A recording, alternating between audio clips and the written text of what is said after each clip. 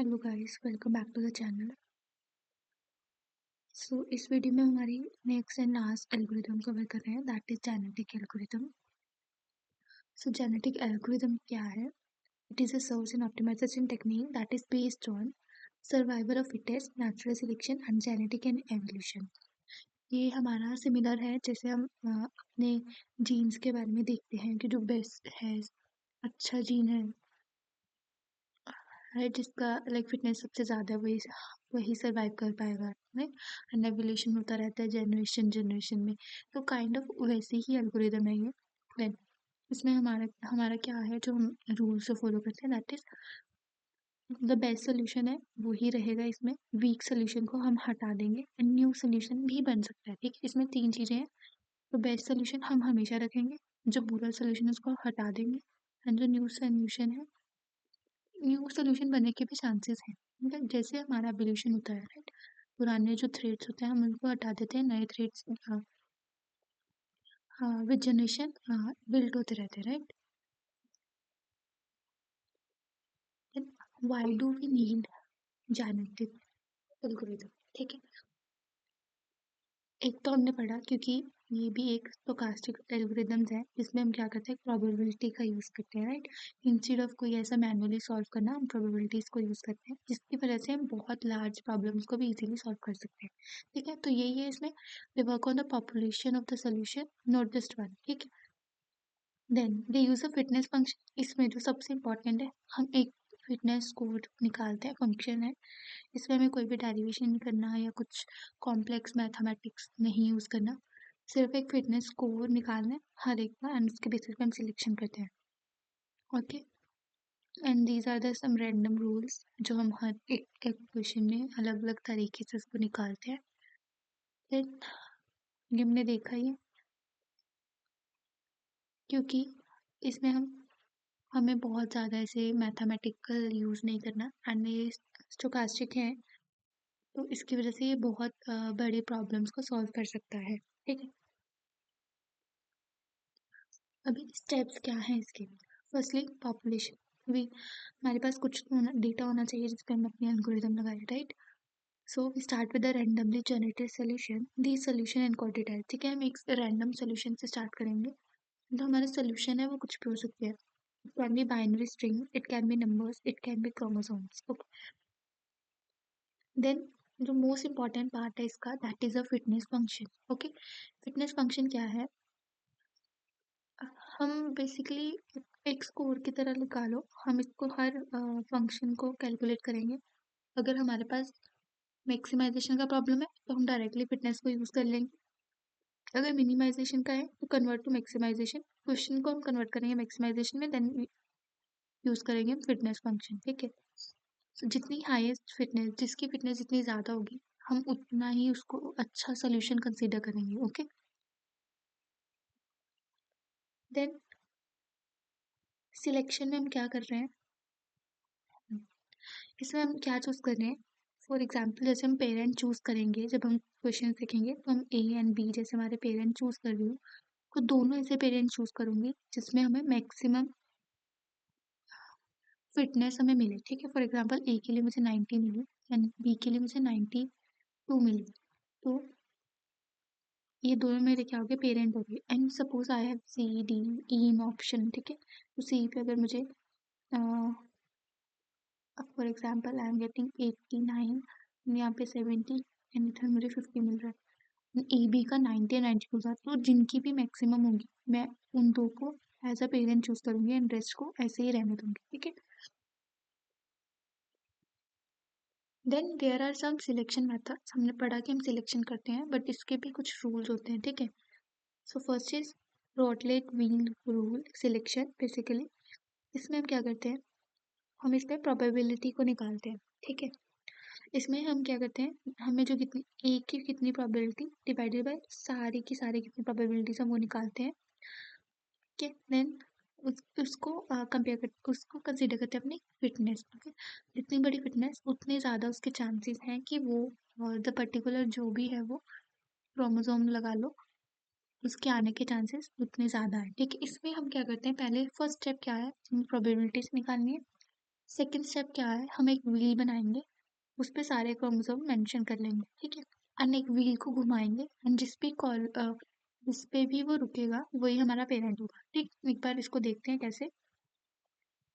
मेरे पास है ABCD, ठीक है, मेरे पास है ये सारे क्रोमोसोम्स,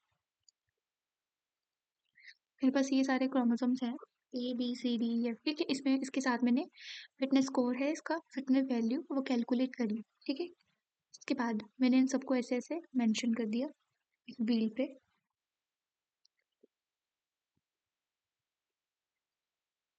देखो अभी ए की फिटनेस कैसे निकालेंगे हम, मैं एक बार बताती हूँ। ए की फिटनेस कैसे निकालेंगे, ए की फिटनेस क्या होगी, 8.2 divide by 8.2 plus 3.2 plus 1.4 plus 1.2 plus 4.2 0.3, ठीक है। जब हम इसको कैलकुलेट करेंगे तो वी गॉट सम आंसर।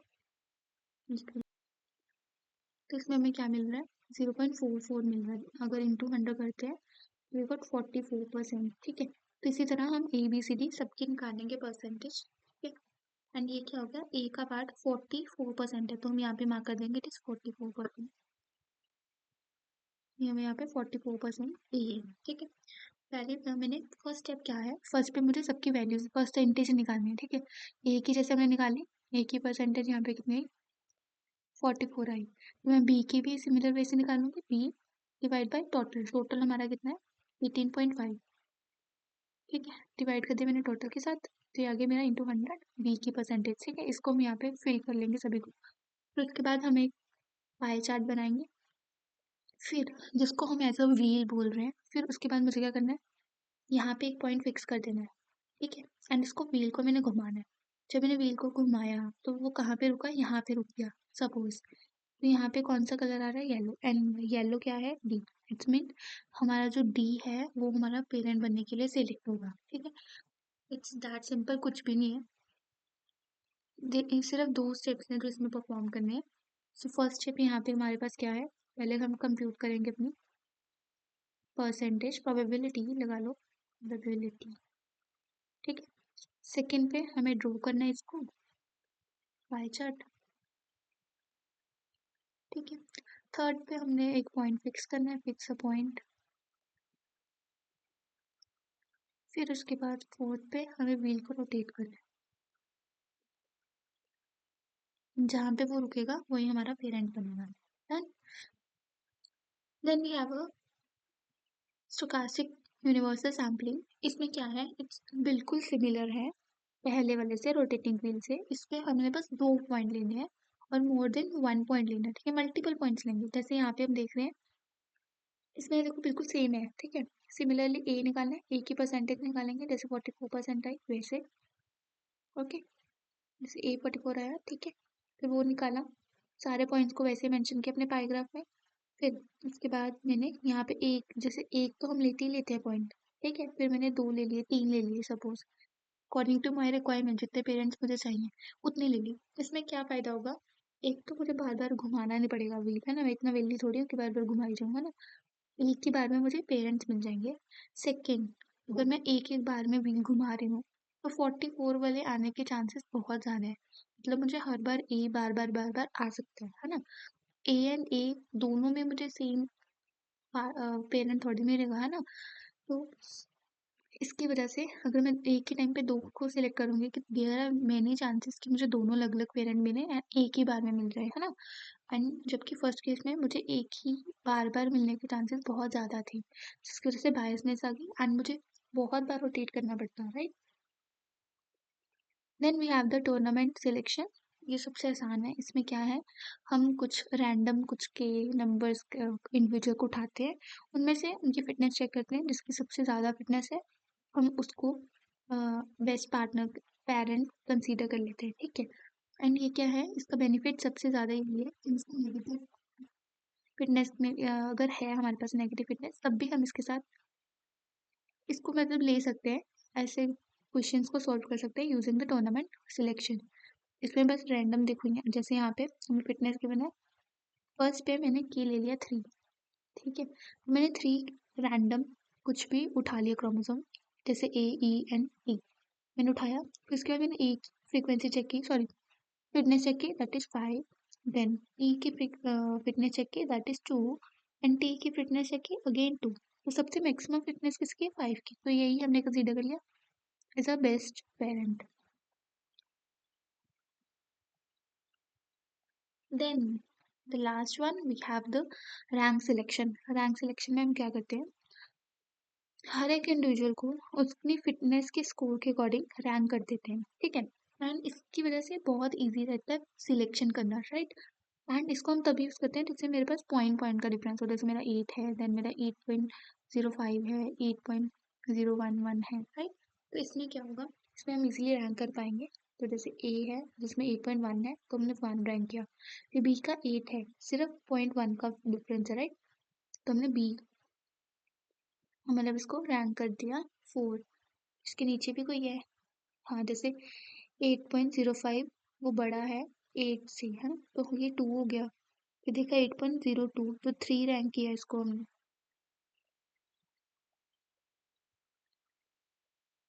इसके लिए हम इसको बोलेंगे, इसको अगर मुझे यूज़ करना है अपने प्रॉब्लम्स में इजीली रैंक करने के लिए, तो मैं उस वैसे वाले प्रॉब्लम्स में इसको यूज़ करूँगी.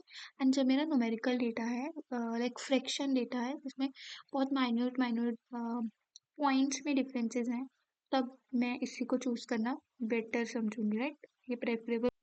क्रोमोसोम्स हैं जो वो कैसे कंबाइन हो सकते हैं, उनमें क्या क्या लाइक लाइक कैसे उसको कॉम्बिनेशन बनेंगे जिससे हमें न्यू चाइल्ड मिलेंगे, ठीक है.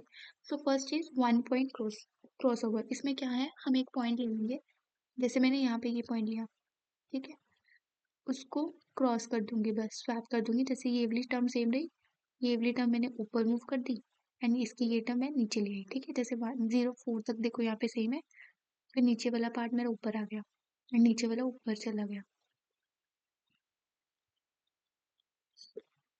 ऐसे हो जाएगा. And we got the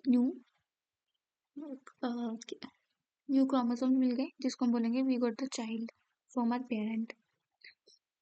then we have the multi point crossover जो कि बिल्कुल सिमिलर है ऊपर जैसे, बस इसमें हमारे पास 2 या 3 पॉइंट जितने भी पॉइंट्स हम ले लेंगे, उसके बाद उसको ऐसे स्वैप स्वैप करते रहेंगे, and we got the new child. Then we have a uniform crossover. इसमें हम क्या कर रहे हैं कि हम इसको अगेन एंड अगेन फ्लिप करते जा रहे हैं. जैसे यहाँ पे हमने चेंज किया, 1 पे चेंज किया, 9 और 4 दोनों पे चेंज किया, फिर इसको बस ऐसे रैंडमली ही इसको कर रहे हैं. एंड एग्जाम में इसमें कोई नहीं पूछता यूनिफॉर्म क्रॉसओवर, तो इसको आप छोड़ भी सकते हो.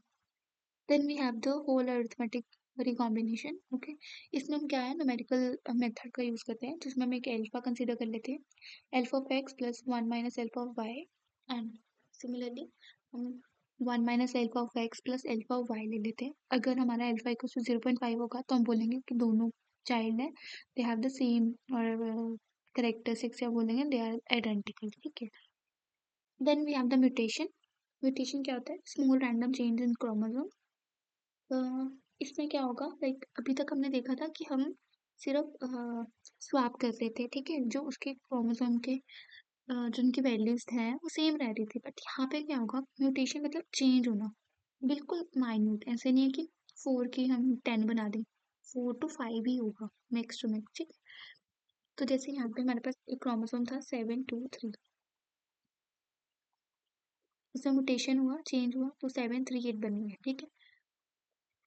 म्यूटेशन क्या है, मेंटेन करता है diversity, prevents premature conversion, apply with low probability, ठीक है. तो इसमें ऐसा है कि अगर म्यूटेशन बहुत ज़्यादा हो जाए तो हमारे पास ऐसा है कि जो हमारी ये एल्गोरिदम है वो वैलिड नहीं रहेगी, देन हमें रैंडमली ही सर्च करना पड़ेगा, ठीक है. तो म्यूटेशन ज़्यादा भी नहीं होना चाहिए क्योंकि फिर उसके करेक्टर्स बिल्कुल ही बदल जाएंगे, right. Now we have a question. एक मिनट, कि आसान है,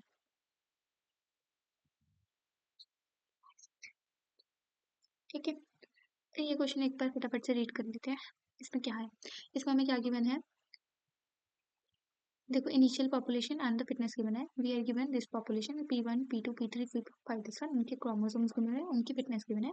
तो हमें क्या करना है, generate the mating pool for the crossover using the let wheeling and the ranking selection method. Apply the crossover operator using the single point. क्या इसमें हमें this method and the ranking selection method को use करना है। So let's begin. जो हमारा wheel selection का method था उसको देखते हैं कि इसमें क्या करना था हमें। व्हील सिलेक्शन में हमने क्या करना था, उसकी प्रोबेबिलिटीज निकालनी थी। तो हम यूज करते हैं फॉर्मूला, नहीं पहले हम इसमें यहीं पे निकाल लेते हैं प्रोबेबिलिटी। पहले तो हम इसका टोटल करेंगे, ठीक है, इसका टोटल यहीं पे लिखते हैं हम।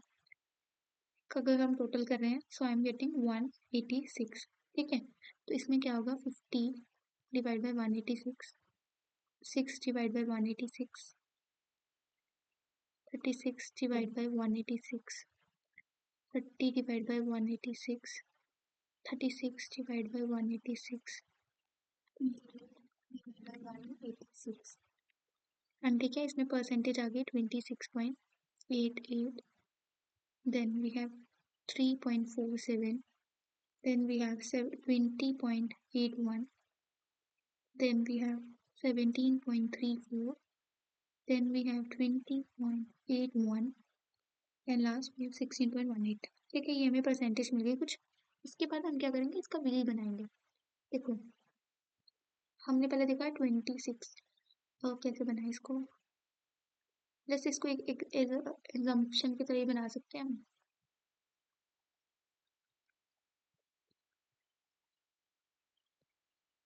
जैसे सबसे बड़ा पार्ट कौन सा हमारा 26, P1, this is our P1, then we have 3, that is P2, this is P2, then 20 is P3, then P4 is 17, 20 is P5 and then we have P6। ठीक है, ठीक है। अभी वो बोल रहा है कि अपने ये परसेंटेज निकालिए, उसके बाद आपको एक नया मेटिंग पूल देना है, generate the mating pool for crossover operation. ठीक है, मेरे पास एक नया मेटिंग पूल जनरेट करना है, ठीक है। तो नया मेटिंग पूल क्या हो सकता है, हम इसमें क्या सोच सकते हैं कि मैं इसको बार बार घुमाऊंगी, किसके आने के चांसेस सबसे ज़्यादा है, जो सबसे बड़ा है, राइट, P1 के आने के चांसेस सबसे ज़्यादा है, एंड किसके आने के चांसेस नेग्लिजिबल है, दैट इज P2, क्योंकि उसकी सिर्फ 3% है, ठीक है। तो इसमें हम अपना ही क्राइटेरिया लगा लेंगे कुछ, ये आप पे डिपेंड करता है आप क्या कितने परसेंटेज पे कट लगा रहे हो, ये कैसे आप सोच पा रहे हो इस क्वेश्चन को। तो जैसे इसमें मैंने लगाया कि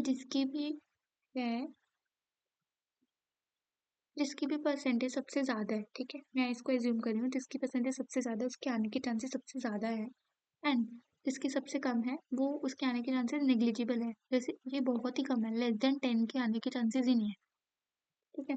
तो मैं यहाँ पे अपना रूल लिख रही हूँ, मैक्सिमम है जो कैन रिपीट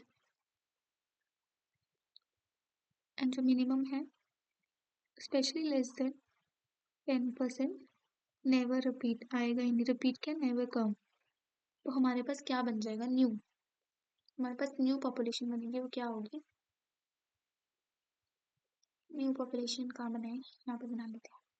सो हमारे पास क्या होगा, P1, फिर से P1, क्योंकि P2 तो आएगा नहीं, फिर P3, फिर P4, फिर P5 एंड P6। ये हमारा हो जाएगा फाइनल वाला वो जो मुझे मिलेगा क्रोमोसोम। यहीं पे मैं इसको ऐसे से जो है इसके क्रोमोसोम लिख दूंगी। उसके बाद क्या है कि रैंकिंग सिलेक्ट मेथड हम यूज़ करेंगे। तो हमने इसको अगर रैंक कर दिया,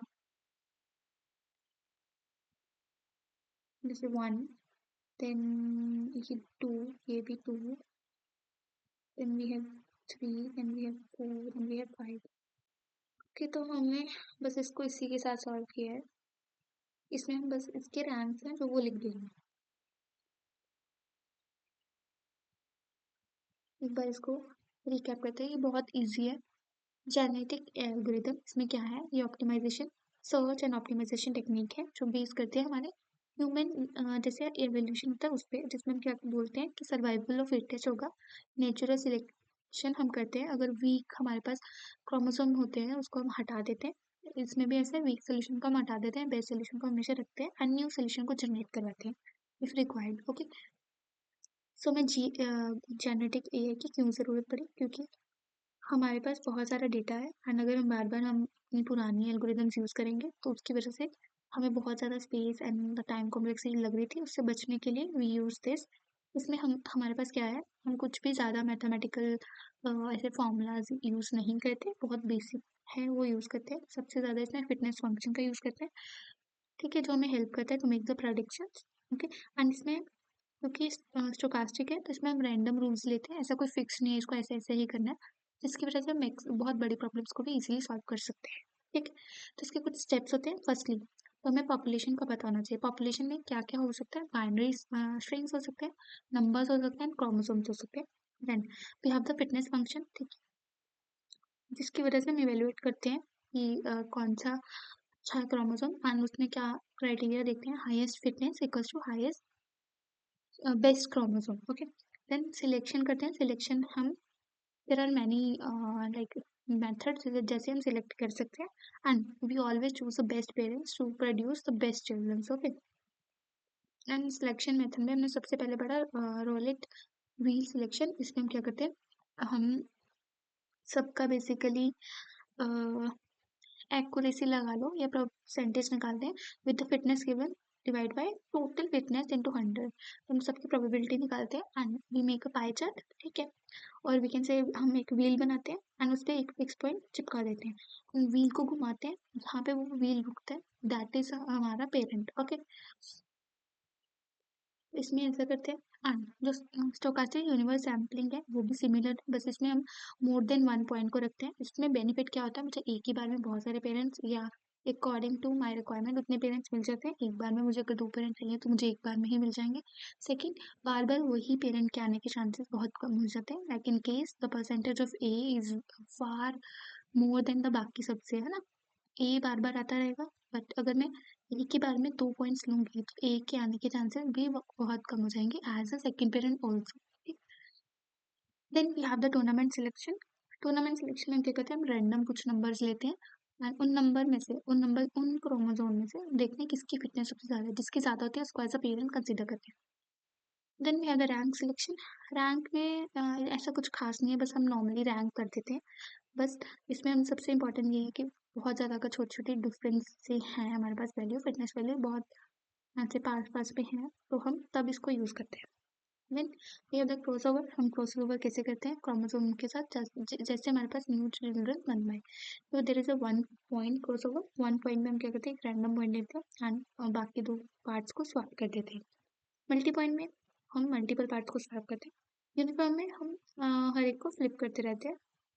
then we have the whole arithmetic recombination. अगर हमें रिकॉम्बिनेशन वगैरह करना है, हमें चाइल्ड बनाना है ना, तो उसके लिए alpha of x first chromosome का एंड सेकंड क्रोमोसोम का 1 माइनस अल्फा ऑफ वाई लेते हैं।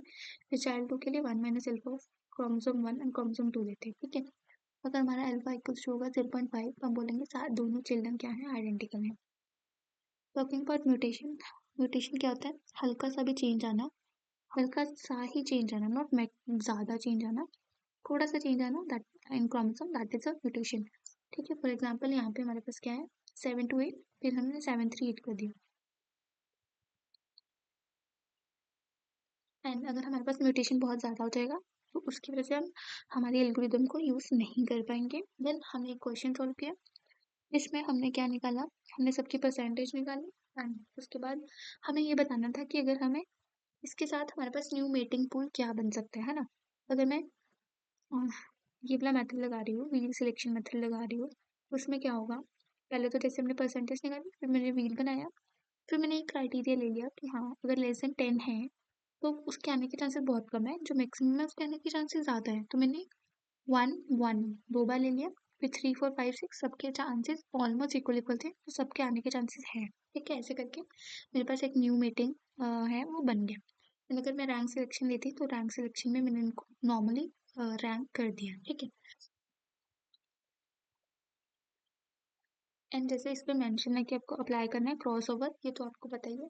जैसे हमारे पास है 1 0 0 0 1 एंड जो मेरा सेकंड है दैट इज़ 1 0 0 0। तो जैसे मैंने इसको ले लिया क्रॉसओवर, तो मैं इसको ऐसे करूँगी तो मेरे पास जो न्यू जनरेट होगा दैट इज़ 1 0 0 1 0, इसके वाला ऊपर आ जाएगा एंड इसके वाला नीचे चला जाएगा, तो 1 0 0 0 1 मेरे पास ये बन जाएगा।